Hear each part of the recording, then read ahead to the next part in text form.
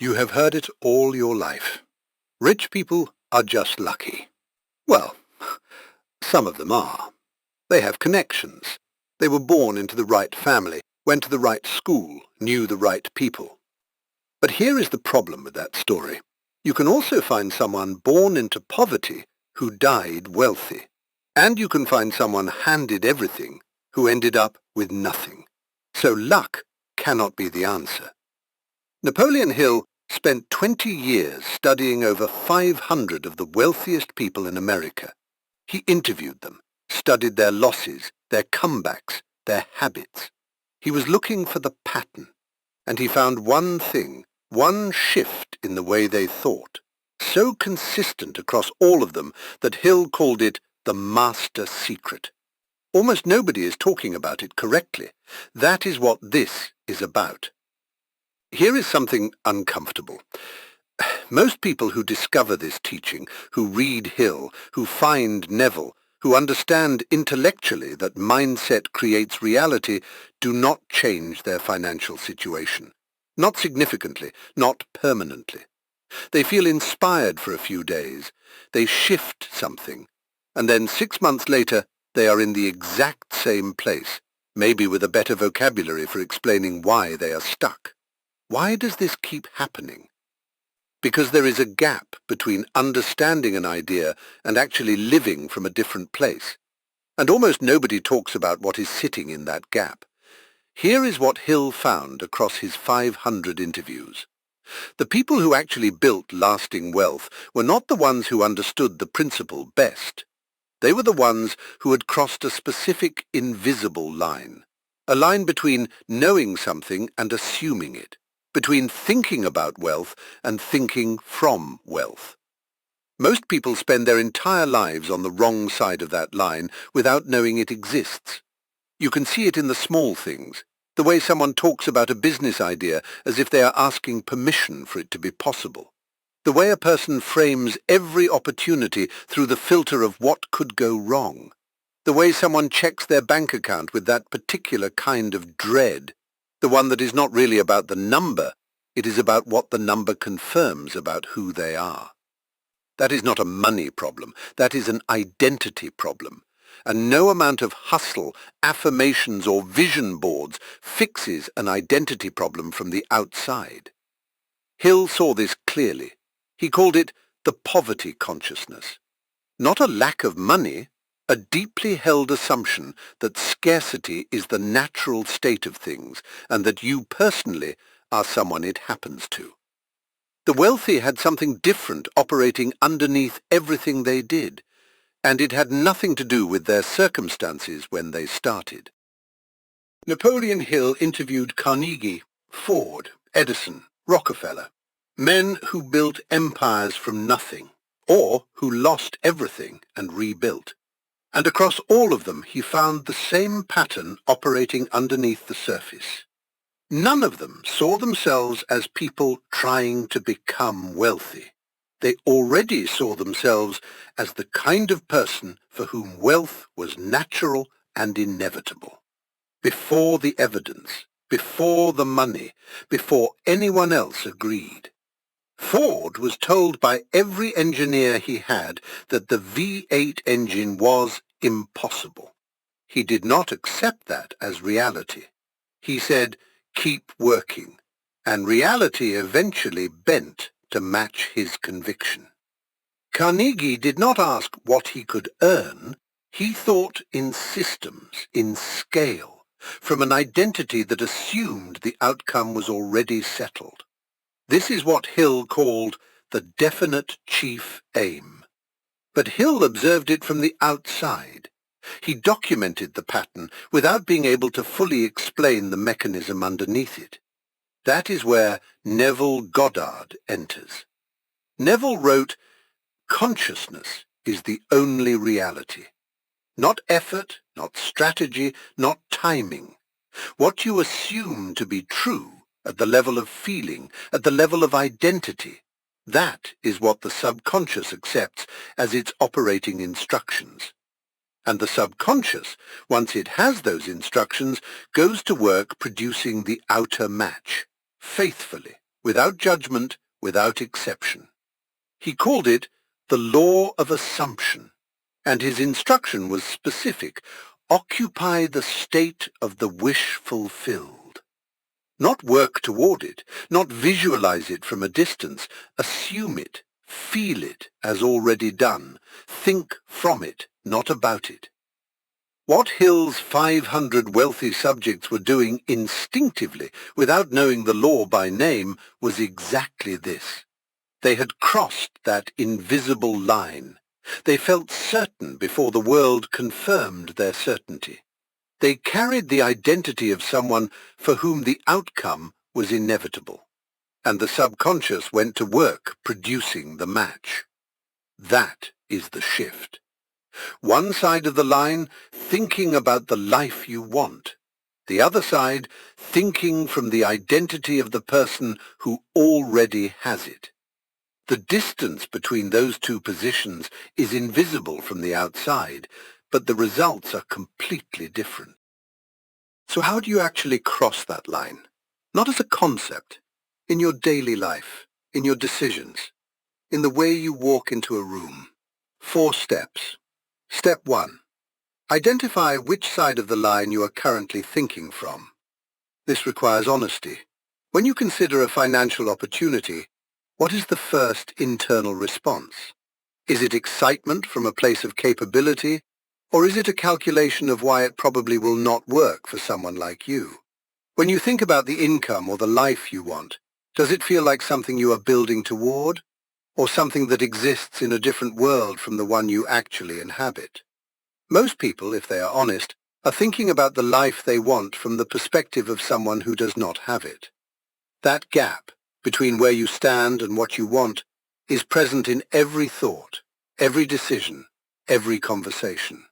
And the subconscious reads it constantly. It is not reading your words or your intentions. It is reading that gap, and it maintains it. Step 2.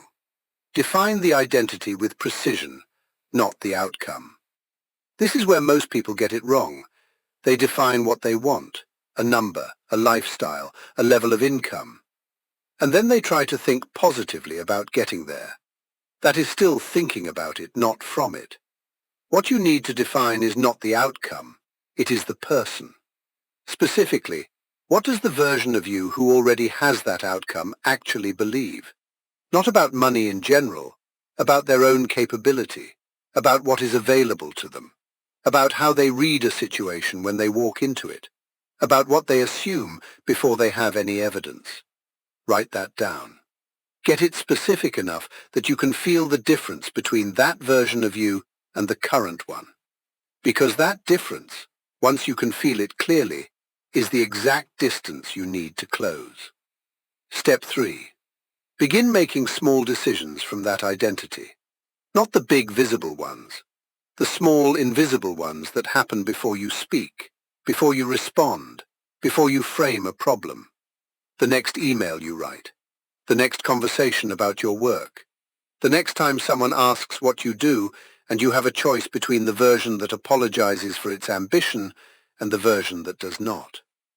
Hill observed that the wealthy made thousands of these micro-decisions differently from everyone else every single day.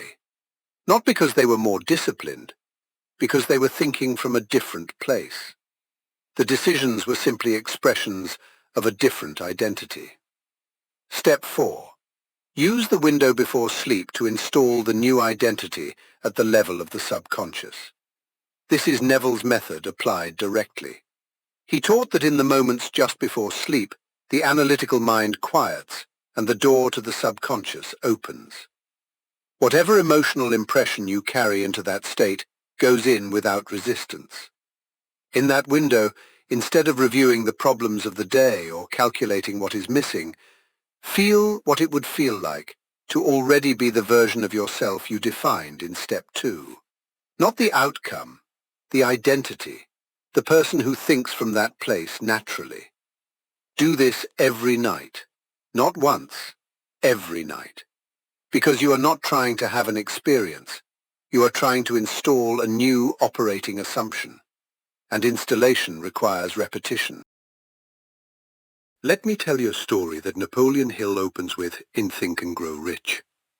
A man named Edwin C. Barnes arrived at Thomas Edison's laboratory in Orange, New Jersey, with no money, no connections, and no appointment. He had ridden a freight train to get there. When he walked in, Hill writes, he looked like a tramp. But Hill also notes what Edison observed in him. Something in his expression that said he had already decided. He was not there to ask for a job. He announced he had come to go into business with Edison. Edison gave him a minor role, a very small wage, work that was unimportant to Edison, but that put Barnes in the right room. Months passed, then years, 5 years, Hill writes, without a single sign that the goal was any closer. And then Barnes got his partnership. He became the primary distributor of Edison's dictating machine, a role that made him wealthy. Hill's point in telling the story is this. Barnes did not decide to become Edison's partner once he had evidence it was possible. He decided before any evidence existed. He walked into that office already thinking from the identity of someone who belonged there. And he held that identity for 5 years without wavering. Now, Hill tells this story as proof of desire and persistence. But read it again through the lens of what Neville Goddard was teaching at the same time. Barnes was not hoping to become Edison's partner. He was not working toward it from a position of wanting. He had already assumed it. He already saw himself there. The subconscious had its instructions, and for 5 years, through every day of menial work and no visible progress, that inner assumption held. This is exactly the mechanism.